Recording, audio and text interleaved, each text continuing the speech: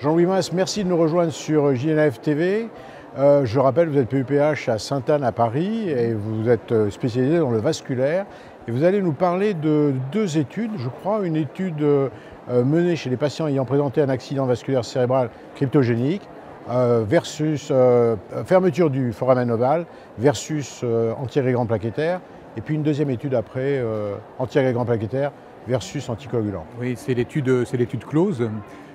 Qui a comparé, donc c'est la même étude en fait, mais oui, avec deux bras, qui a comparé la fermeture du foramen ovale perméable, d'une part aux antiplaquettaires, et les anticoagulants par rapport aux antiplaquettaires, chez des patients qui ont jeunes, de moins de 60 ans, qui ont un infarctus cryptogénique sans autre cause identifiée, et qui avaient un foramen ovale perméable qu'on appelle à haut risque, parce que c'est un foramen ovale perméable qui était soit large, avec un shunt important, soit associé à une autre anomalie du septum interauriculaire qu'on appelle l'anévrisme du septum interauriculaire.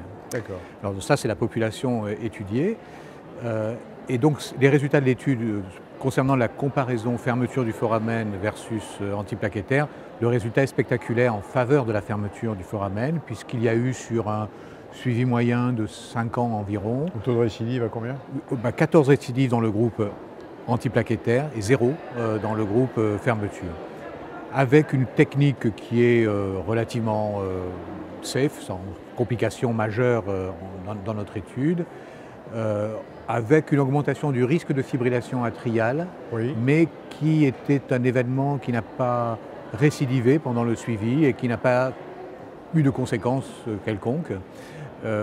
Les cardiologues d'ailleurs qui ont suivi les patients qui avaient fait un petit épisode de fibrillation auriculaire après la fermeture ont arrêté les anticoagulants au bout de 6 mois.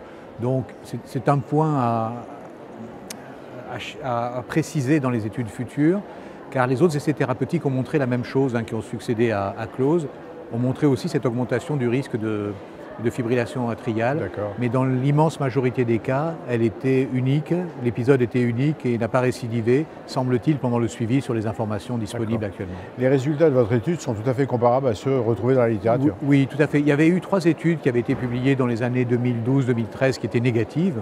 Oui. Et d'ailleurs, les autres essayistes se demandaient s'ils allaient ou non arrêter leur étude. On a continué quand même. Oui. Et en 2017, il y a eu 3 papiers publiés dans le New England Journal of Medicine. La nôtre, l'étude Reduce, qui a montré des résultats très comparables, et l'étude Respect, qui était une ancienne étude de la première vague, si vous voulez, qui a continué son suivi pendant 3 ans. Et ils ont vu les courbes continuer à se séparer et l'étude est devenue positive. Et vient d'être publiée dans le JACC une nouvelle étude. En fait, elle est encore en préprint, donc vos auditeurs ne la trouveront pas tout de suite, mais qui a été arrêtée avant son terme prévu compte tenu du résultat très positif des 3 précédentes. D'accord. Voilà.